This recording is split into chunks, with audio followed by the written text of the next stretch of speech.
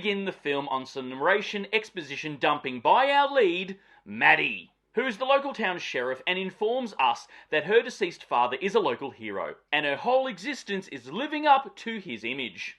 So you better get used to this plot point, because every scene that Maddie's in, or any other supporting character for that matter, keeps bringing up her deceased father, and it never gets old.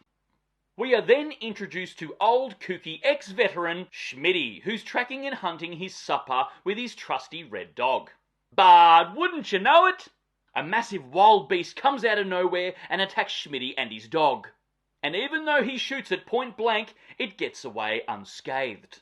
And Schmitty's red dog is missing. He figures it's a good idea to go into town and maniacally babble to Maddie that it was a zombie mutated kangaroo that he has named Rippy. Afterwards, however, Maddie decides to do some detective work and check the system to see if there's any ex-cons in the area. You know, someone that could potentially torn up these two mining workers.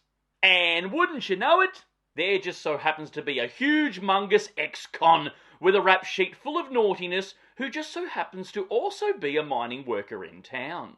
She questions this enormous suspect, and Rictus arrests him as he has no alibi. Other townsfolk is slaughtered by a mysterious beast, and the hunt continues.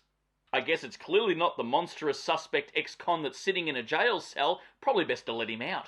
No, don't worry about letting him out just yet. He's got to stay in that cell for some sequel bait scene at the end of the film.